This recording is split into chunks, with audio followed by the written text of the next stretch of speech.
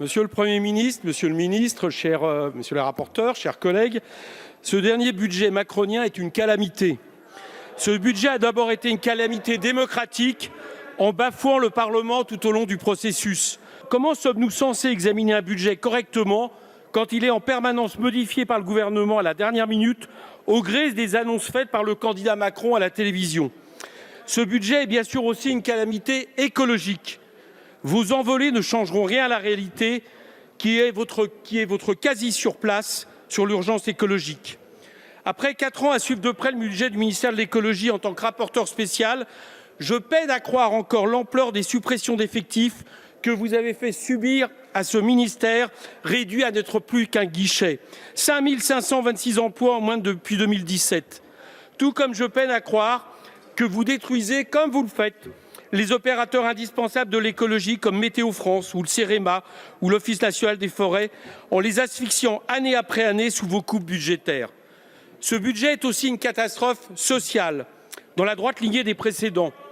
C'est-à-dire qu'il maintient et multiplie aux frais de la nation les cadeaux aux plus riches et aux grandes entreprises sans demander la moindre contrepartie. Autrement dit, vous continuez d'appliquer aveuglément une politique de l'offre qui vise à toujours plus baisser le prix du travail au profit du coût du capital. Pendant ce temps, vous ne décidez que des mesures gadgets éphémères aux plus défavorisés, en reprenant d'ailleurs parfois d'une main ce que vous donnez de l'autre. Je pense par exemple au chèque énergie que non seulement vous décidez trop tard, quand les gens ont déjà subi 50% d'augmentation du gaz en 1 an, mais qu'en plus vous prévoyez déjà de compenser sur les prix réglementés du gaz en 2023 une fois les élections passées, ou à l'indemnité inflation qui est si peu quand vous ne bloquez pas les prix de l'énergie et que l'INSEE annonce que les prix de l'énergie auront augmenté de 30 € en moyenne par mois sur l'année 2021. Vous comprendrez donc, chers collègues, que nous ne pouvons pas voter pour un budget aussi antidémocratique, insincère, qui ne répond ni à l'urgence sociale, ni à l'urgence sanitaire, ni à l'urgence écologique, dans lequel vous n'avez même pas été capable d'accepter la déconjugalisation de l'allocation aux adultes handicapés que toutes les oppositions vous réclamaient pourtant. Parce que derrière vos effets de manche et vos séries de chiffres moroses, il y a des vies et des conditions de vie en jeu. Le pays avait besoin que ce PLF abrite des mesures d'urgence sociale, à l'heure où plus de 10 millions de nos concitoyens vivent en dessous du seuil de pauvreté. Je ne prendrai qu'un exemple en la matière. Alors que notre Assemblée ferme ses portes dans quelques jours pour nous permettre de nous consacrer à nos proches pour les fêtes de fin d'année, j'aimerais avoir une pensée pour celles et ceux qui sont privés d'un toit ou tout simplement d'un logement digne ou pouvoir en faire de même. J'aimerais vous rappeler qu'il y a précisément 4 ans, lors de ses premiers vœux présidentiels, Emmanuel Macron disait vouloir, je cite, « apporter un toit à toutes celles et ceux qui sont aujourd'hui sans abri ». Force est de constater que ce fut un vœu pieux qui rend le président aujourd'hui bien piteux.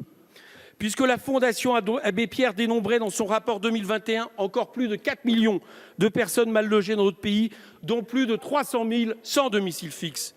Pourtant, on pourrait croire que s'il y a bien une personne dans ce pays qui a les moyens de faire exaucer ses vœux, quand il en a, c'est le président. On pourrait se dire, après tout, que quand on annonce des centaines de milliards de plans de relance en plan de relance, on peut bien y trouver de quoi loger 300 000 personnes. Qu'on peut bien trouver de quoi répondre au mal-logement qui fait souffrir plus de 4 millions de nos concitoyens. On pourrait croire que quand on a la chance d'avoir autant de bénévoles et d'associations qui prennent le sujet à bras-le-corps dans notre pays, qui portent sur leurs épaules tout le poids de cette misère et des renoncements de l'État, il serait intéressant de les écouter, de voir quelles solutions ils proposent. On pourrait se dire qu'investir dans cet objectif, les 14 milliards que demandent ces associations serait le minimum. Mais au lieu de ça, qu'avez-vous fait, messieurs les ministres? Avez-vous augmenté et facilité les aides au logement? Bien sûr que non. Vous avez même passé le mandat à attaquer à diminuer les APL. Avez-vous favorisé la production de logements sociaux à bas loyer? Bien sûr que non. Vous avez même encouragé les bailleurs sociaux à vendre leurs biens. Avez-vous réquisitionné les logements vacants? Non, bien sûr que non. Il n'y en a jamais eu autant qu'en 2021, selon l'INSEE, qui en décompte plus de 3 millions, soit 10 fois plus qu'il y a de personnes sans domicile dans notre pays. Sur ce sujet, comme le reste, M. Macron n'a pas de belles paroles qui ne soient une parole en l'air. Je tenais aujourd'hui à vous le rappeler une dernière fois, en ces veilles de fête de fin d'année, et en ces jours bien froids de décembre, pour que vous vous souveniez qu'alors que ce PLF et ce quinquennat auraient dû se préoccuper d'abord de ceux qui n'ont rien ou bien si peu, vous aurez jusqu'au bout choyé ceux qui ont déjà beaucoup trop.